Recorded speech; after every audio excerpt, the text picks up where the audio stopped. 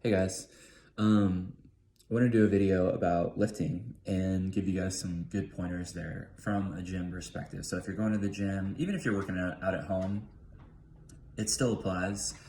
We're at a place now where we've taken a look at food. We've looked at our sleep, stress mitigation, and all that stuff. Exercise is a big part of it, and we want to find whatever our physical fancy is, whatever we enjoy doing.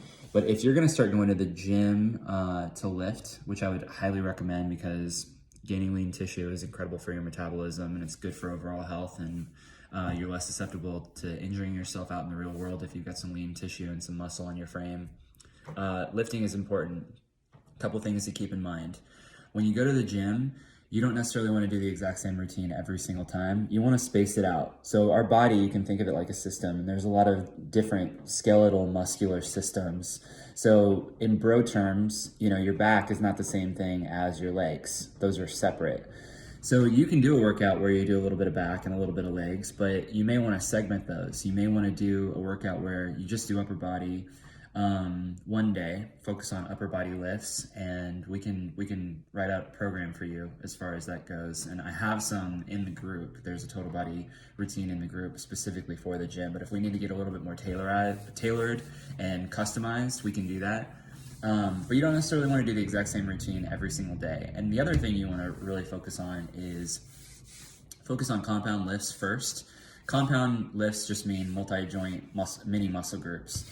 So that's not negating what I just said either. It could be kind of confusing. But if you're doing back, you're doing lat pull downs, for example, you're not just working your back, you're also by proxy working your arms, your shoulders a little bit, your forearms, your core, because you're bracing your core sitting in whatever, if it's a lat pull down machine or a cable pull down. So that would be considered a multi-joint compound movement. An isolation movement would be, a great example is a bicep curl. So a bicep, you're just isolating the bicep, okay? And it's just single joint right at the elbow. Okay, so that's the distinction. You want to focus on compound lifts first. So things like pull downs, rows, horizontal press or chest press, vertical press, shoulder press. As far as legs go, squats, deadlifts or hinge variations, lunges, these are all of the big compound lifts. And then the isolation lifts are going to be bicep curls, tricep pushdowns, lateral raises or side raises, shoulder delt raises, anything rear delt, anything core related.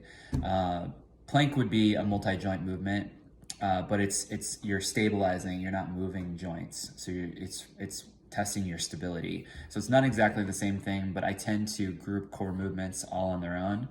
And many of them are isolation movements, but you want to focus on the big compound lifts first. Focus on those and then work your way to the isolation. And if we need to write out like a routine for you, specifically for you to do that, like I said, I have one in the group where we can be a little bit more customized with it if you want to.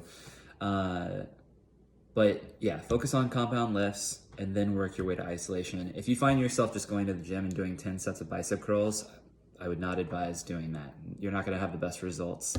You're also going to tear up your elbows, and your shoulders might start to hurt too if you're getting flexion of the shoulder joint. So that's the other thing. When working with compound movements, you're actually going to be more resilient and less susceptible to injury because you're getting stronger overall.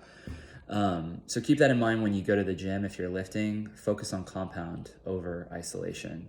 And a good routine, good rule of thumb is to warm up, definitely 5 to 10 minutes. And you can do that on the stationary bike. You can walk on the treadmill. You can use an elliptical. You can do intervals on the row machine. So like 30 seconds on, 30 seconds off. Go light on those first few rounds. Get the core body temperature up, and then go start tackling those compound lifts, okay? And if you have any more specific questions about that, hit me up, okay? All right, have a great day. Bye.